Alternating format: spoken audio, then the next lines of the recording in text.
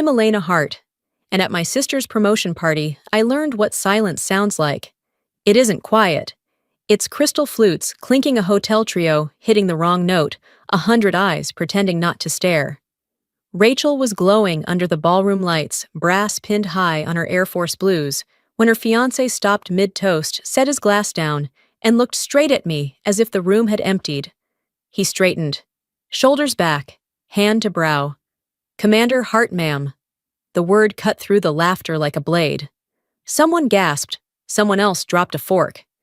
Champagne trembled in my mother's grip. My father's smile froze into something careful and military.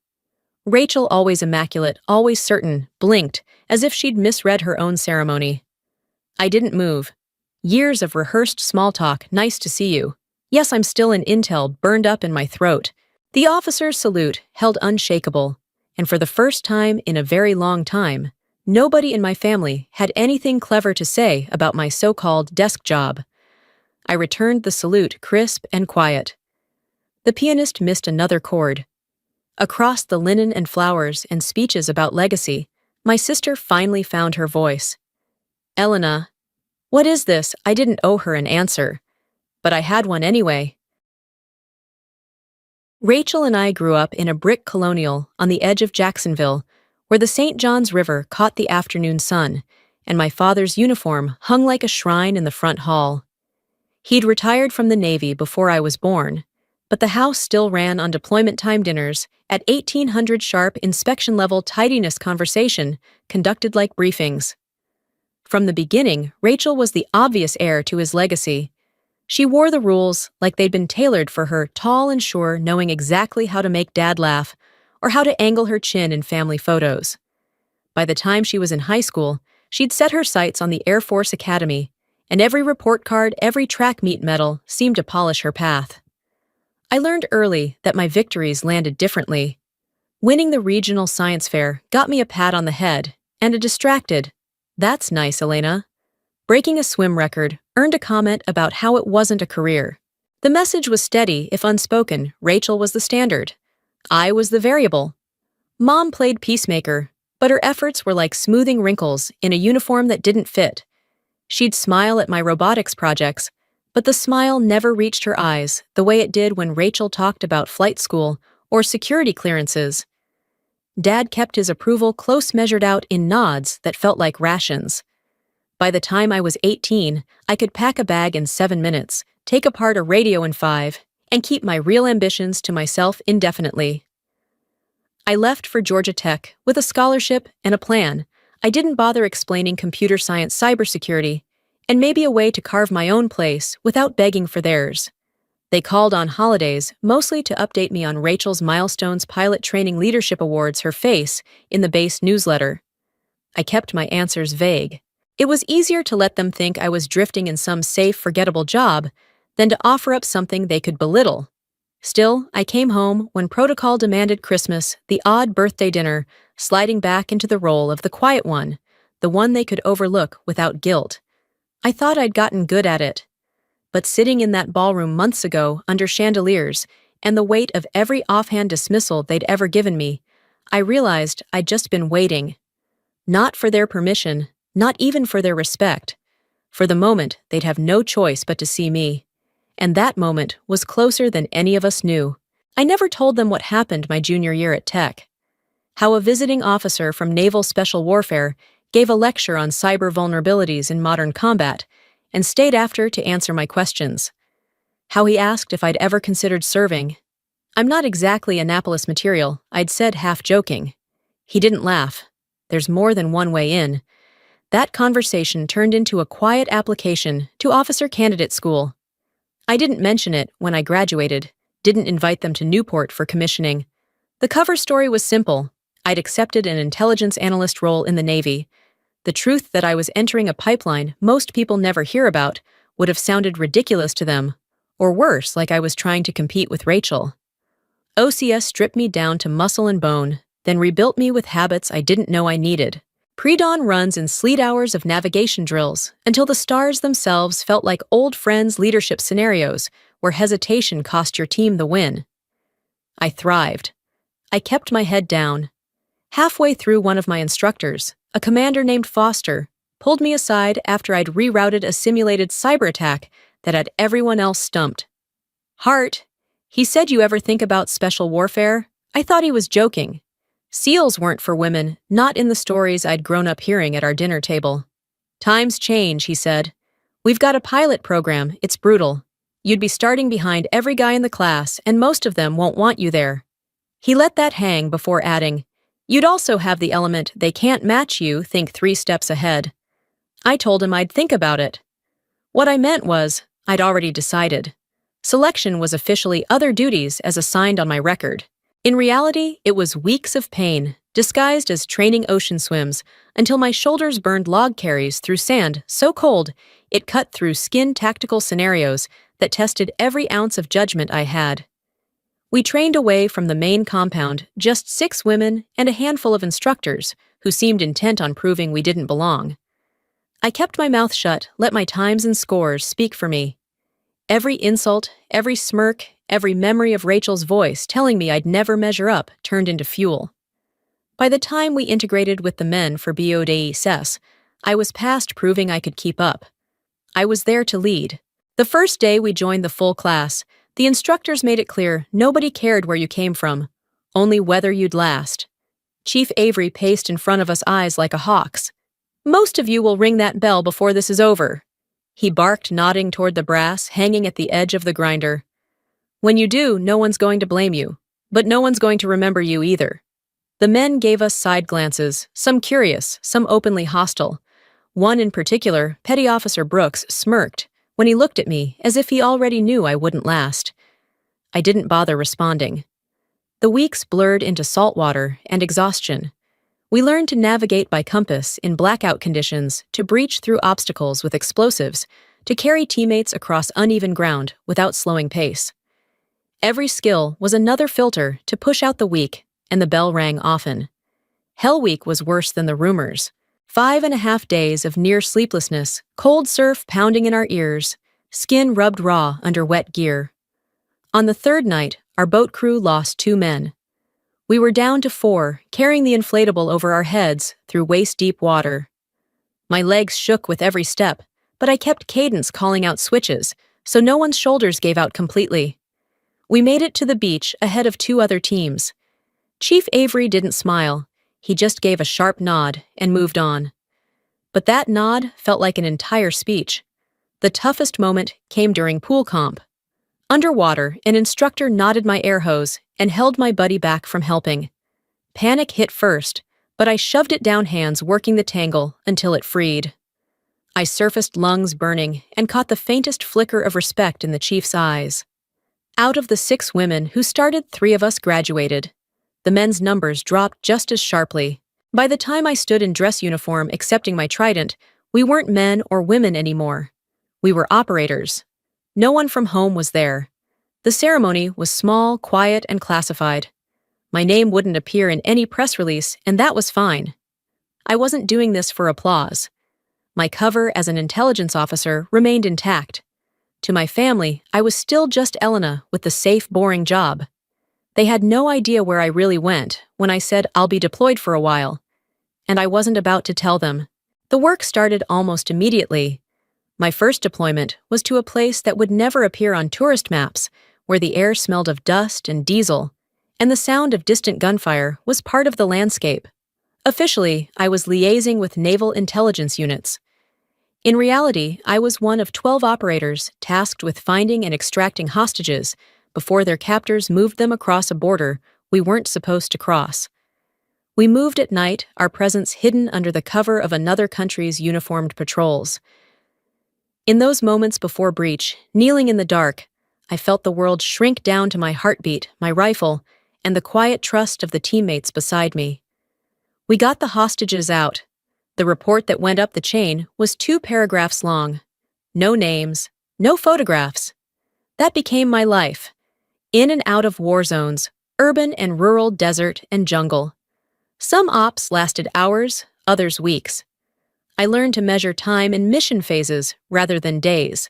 I also learned how to come home and speak in half-truths, telling Mom the weather had been rough When I meant monsoon, telling Dad I'd done a lot of walking, when I meant we'd trekked 30 miles through mountain passes under the cover of darkness. 2 years in, we were sent to a city choking on conflict Fallujah by another name, where an Allied Air Force unit had been cornered in an industrial block. Our task was to pull them out before dawn. Intel suggested 20 enemy combatants. There were closer to 50. We split the team, creating a diversion that drew most of the fire away from the trapped unit. I took point on the route to their extraction, moving them street by street toward the waiting helicopter. I didn't know then that one of those airmen was Nathan Cole. Didn't know he'd later get engaged to my sister. At the time, he was just another uniform in my charge, another life I was responsible for bringing home. We lifted off under tracer fire, my body pressed into the floor of the bird-counting heads until I could breathe. All of them made it. Back home, I sent a brief email to the family, still overseas. All's well. They replied 2 days later with news about Rachel's latest award. I wrote back congrats and left it at that. The email from my mother landed in my inbox between a supply chain report and a field intel brief. Subject line, Rachel's big day. It was short 3 sentences about my sister's promotion to major, the time and place of the ceremony, and a closing line that read, "It would mean a lot if you came." I almost deleted it. The thought of standing in a room full of brass and old family friends, playing the part of the underachieving sister, made my stomach knot. But the next day, a second message arrived. "Your father thinks you won't show. Prove him wrong." If it had just been Rachel, I might have stayed away. But there was something in those words, challenge expectation, maybe even a trace of hope that pulled me in. I cleared the trip with my CO, booked a flight, and told no one else. When I landed in Jacksonville, the heat wrapped around me like a damp blanket. I rented a car, drove past the old neighborhood without slowing, and parked outside the hotel ballroom where the reception was already underway. My reflection in the rearview mirror looked like someone I barely knew, hair pulled back, dressed civilian, but precise eyes, carrying too many miles. Inside, the air was chilled and heavy with perfume and champagne. Clusters of Air Force officers in full dress blues mingled with civilians in summer suits. I spotted Mom first, her smile practiced, but tinged with surprise when she saw me. "You came?" she said, hugging me quickly, like she wasn't sure if she was allowed to hold on too long. Dad was across the room, talking to a retired admiral. He gave me a curt nod, the kind that could mean anything from "good to see you" to "don't cause trouble." Rachel was at the center of it all, her new insignia catching the light. When her eyes landed on me, her lips curled into something between a smile and a smirk. "Didn't think you'd show," she said loudly enough for her table to hear. Still stuck in that Navy desk job, I kept my expression neutral. "It keeps me busy." She turned to her friends. "My sister Intelligence probably spends her days pushing paper while we're out making things happen." Laughter rippled. I sipped my wine, letting it pass. For now, dinner dragged a parade of toasts and service stories that blurred together. I kept my eyes on the rim of my glass, half listening, half counting the minutes, until I could make an early exit without drawing more attention. Rachel's fiancé, a tall Air Force captain with a square jaw and the kind of posture that screamed academy, sat across from me. I noticed him glancing my way, between bites, his brow creasing, as if he were trying to place me. I'd never met him before, so I chalked it up to curiosity. When dessert plates hit the table, Rachel rose to give her speech. She spoke about leadership, about the sacrifices of service, about the people who'd shaped her career. Her eyes skimmed over me, like I was part of the wallpaper. The applause had barely faded when her fiancé pushed back his chair. The scrape against the floor cut through the noise. He stood straight, heels together, and without hesitation brought his hand to his brow. "Commander Hart, ma'am." His voice was clear, carrying across the room. "It's an honor." The air seemed to freeze. A fork clattered onto china somewhere behind me. My mother's eyes widened. My father's jaw locked. Rachel's smile cracked into confusion, then something sharper. I returned the salute automatically, muscle memory overriding thought. "At ease, Captain." He didn't lower his hand right away.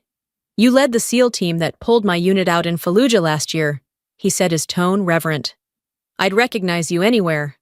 A ripple went through the crowd, whispers, quick glances. Rachel's head snapped toward him. What are you talking about, Elena's in intelligence, not whatever this is? He's not wrong, I said, my voice steady, almost cold. I've been with Naval Special Warfare for 6 years. Commanding officer for the last 2. Silence thick and heavy settled over the table. My father's voice was low controlled. Explain yourself. There's nothing to explain, I replied. My work is classified. I followed orders. That meant not telling you. Rachel's cheeks flushed a deep red. So you let me think you were nothing just so you could pull this stunt. This isn't about you, I said, meeting her glare without blinking. It never was. Around us, conversation had stopped entirely. For the first time in years, every eye in the room was on me, seeing me not the shadow they'd preferred to keep. Rachel opened her mouth like she had a retort ready, but nothing came out. Her fiancé eased back into his seat, glancing between us, realizing the ground he'd just shifted might not settle any time soon. My mother's hand found the edge of the tablecloth, twisting it. All those deployments. You were in danger, and we didn't even know. Her voice was thin, almost breaking. You weren't supposed to, I said. It's part of the job. My father leaned back, studying me with the same sharpness he used to evaluate junior officers. SEAL, Commander. He said it like he was testing the weight of the words. One of the first women through, I'd wager. I didn't confirm or deny. His eyes flickered, not pride exactly, but something softer than I'd seen in years. Rachel's jaw was tight. You saved his unit, she said, nodding toward Nathan. And you never said a word. I couldn't, I told her. And you never asked. Her gaze dropped lashes, hiding her eyes. It wasn't surrender, but it wasn't the usual defiance either. Nathan cleared his throat. Ma'am, if it's any consolation, your sister's reputation in our circles. It's beyond exceptional. She's saved more lives than most of us will ever know. For a long moment, the only sound was the muted clink of glasses from another table. I felt the room shift, not toward full acceptance, not yet, but away from the certainty they'd always had about who I was. That was enough for now. I set my napkin down calm, as I'd been on any extraction op, and said, If you'll excuse me, I think I've stayed long enough. No one stopped me as I walked out into the hotel's humid night air. The mission had been accomplished. I stayed in a guest room at my parents' house that night, the same one I'd slept in before deployments they never knew about. The walls still held old photographs, Rachel in dress blues, me in high school swim gear, my smile thinner than hers. At sunrise, I came downstairs in uniform. My bag was packed, orders already in my pocket. Dad was waiting by the front door, wearing his old navy jacket. For a moment, neither of us spoke. Then he straightened hand to brow and gave me a salute as crisp as any I'd seen in the field. Take care out there, Commander, he said. My throat tightened as I returned it.